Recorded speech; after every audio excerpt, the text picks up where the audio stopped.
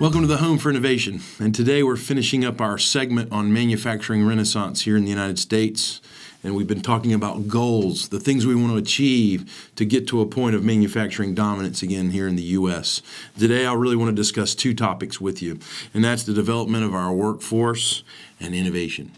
So when we talk about the development of our workforce, we've got to address regulations and policies that really are in the way of manufacturers hiring the people they need. Believe it or not, there's a lot of policy issues that are associated with this that make it difficult to do.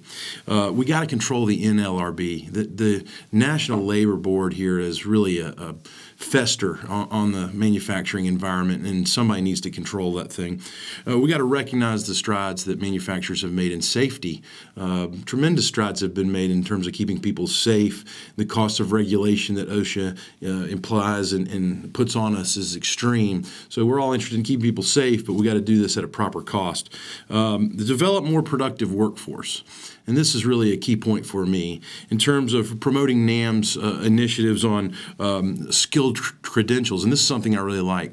Imagine that you could have a national card, a certification for your skill set that you could show an employer. This helps the employer make sure he's hiring the right person, and this creates new opportunities for those who have that card. So I'm a big fan of that. And we got to continue to invest in STEM education, which we talk a lot about here.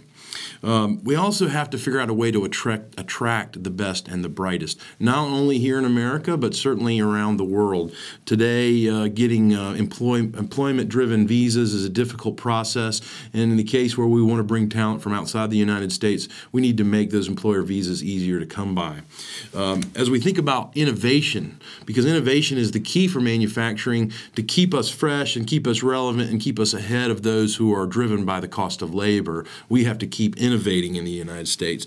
One of the things I would suggest, and we've talked about it before, is making the R&D tax credit here in the United States not only more sufficient, moving it to 20%, but also making it permanent. That's something that manufacturers really need to see today. Also, there are federal research agencies, and there's public and private research agencies that we've got to support and do a better job of financing. These guys are finding new solutions and innovations and technologies to problems today. And I'd say lastly, what we need to focus on is the intellectual property. The IP, intellectual property, needs to become the centerpiece for America in terms of attracting good talent, good business, job opportunities to the U.S.